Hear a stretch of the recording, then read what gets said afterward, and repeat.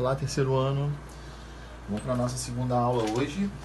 E essa segunda aula a gente vai continuar falando sobre geologia e geomorfologia. Mas hoje o assunto, a gente vai falar sobre deriva continental, tá? Eu até junto aqui, desculpa, vou consertar. E os movimentos das placas tectônicas, beleza? Então a primeira coisa que eu quero que vocês saibam sobre esse assunto é que no século XVI, quando começaram a surgir os primeiros mapas, eles começaram, quando começaram a confeccionar esses mapas, principalmente o mapa mundi, eles começaram a observar que algumas partes do planeta eles não eram desse jeito, né? Eles acabaram se modificando, né? E aí, eles, nem nesse aspecto, eles começaram a perceber mais ou menos em 1915 que houve uma mudança entre os continentes, né? Que os continentes eles não eram dessa forma, né? E aí teve um meteorologista, né, para ser mais exato, um alemão, tá? E chamado Alfred Wegener, que ele propôs, ele acabou vendo que existia, que há muitos milhões de anos atrás, ele propôs que o planeta era todos formados por uma massa continental. E essa massa continental é conhecida como a Pangeia, como vocês já sabem, né? Que era tudo um único continente, né? Conforme os anos foram passando, ocorreram essas mudanças, né? E mais ou menos há 180 milhões de anos atrás surgiu a Laurásia e a Gondwana, que está aqui. 135 milhões de anos atrás, no período Jurássico, esses continentes já começaram a se afastar, né? E até chegar no atualmente. Aí a gente chegou nessa conclusão de ter mais ou menos não, né? 6 continentes exatos. E o que acontece? Como que muitos especialistas também começaram a perceber, né? Muitos estudiosos começaram a ver que existiam restos mortais de animais, tanto na África quanto na América.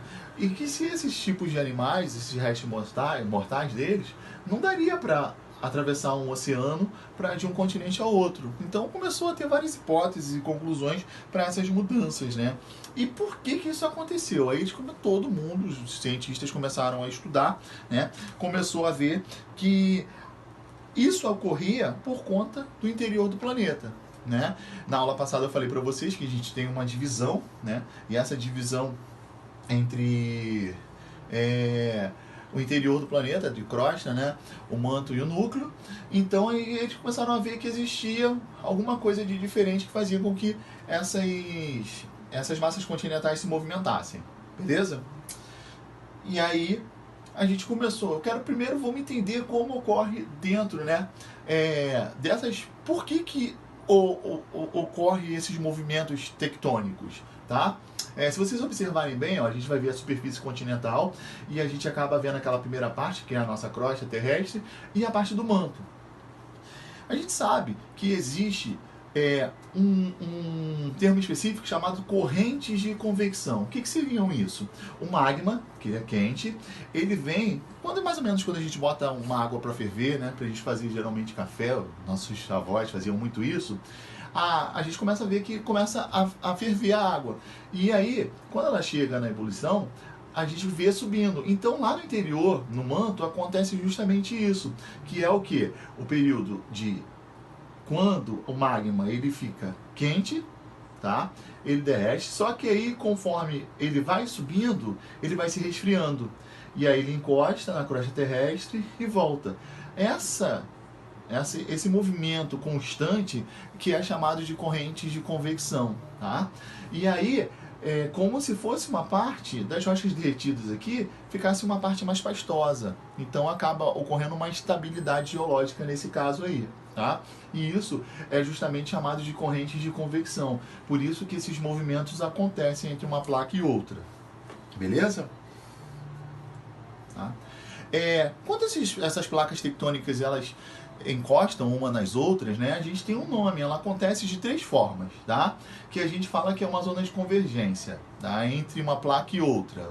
Quando uma placa, se vocês verem essa seta aqui, ó, afasta, né, uma da outra, isso é chamado de divergência, tá? Então é um contato de placa de zona de divergência, ou seja, uma placa tectônica ela está se afastando, aí ocorre o tectonismo, ou seja, o terremoto. Tá?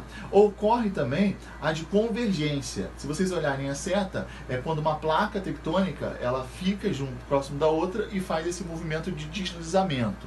E também temos a convergência de subdução, que ela vem e passa uma por debaixo da outra. Se vocês olharem bem a minha mão, vocês vão ver aqui, ó, junto com a imagem, que ocorre esse movimento aqui.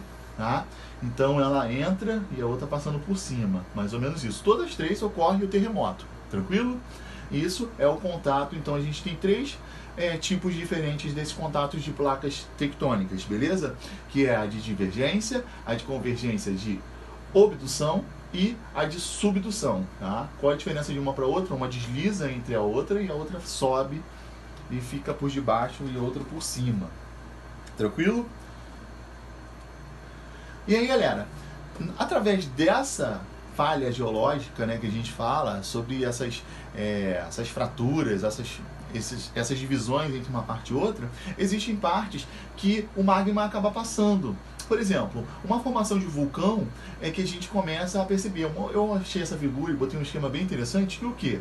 O magma, ele acaba pressionando, né, a parte de baixo. Vocês estão vendo que ela vai subindo, só que o intuito é ela fazia aquela corrente de convecção. Quando o magma quente, né, sobe e ele consegue passar entre uma falha e outra, ele, com o contato das águas do mar, rapidamente o que acontece? Ele vai se petrificando. E aí vai formando o vulcão. Conforme a lava vai passando cada vez mais, isso aqui, ó, pode acontecer erupção dentro do oceano, dentro dos mares, beleza? E aí a formação do vulcão, ele vai ocorrendo justamente dessa forma, tá? E aí até chegar com uma pressão muito grande, que ele acaba entrando em erupção, beleza? E assim também se formam as ilhas, nesse mesmo esquema, tá? Então, professor, como é que a gente vê uma ilha? É justamente através dessa formação aí de milhões e milhões de anos atrás, tá?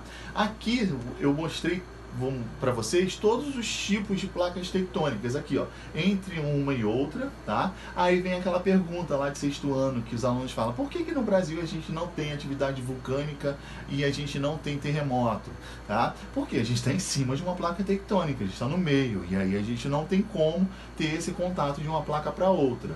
Beleza? Então, a gente tem vários tipos de placa tectônica. A nossa placa é a sul-americana, como vocês já devem saber, tá? Mas aqui, se vocês observarem bem, ó, a parte aqui asiática, onde tem o Japão, aqui tem um grande encontro de terremoto, porque ele tem vários encontros de placas tectônicas, beleza? Então, ocorre o tsunami, né? Através... quando ocorre no mar, né, o maremoto, terremoto e o maremoto. Aí o que acaba acontecendo? Acaba ocorrendo tsunami, que são aquelas ondas gigantescas, né, que causam grandes catástrofes aí que vocês conhecem. E aí é um esqueminha básico mostrando as placas tectônicas existentes no planeta.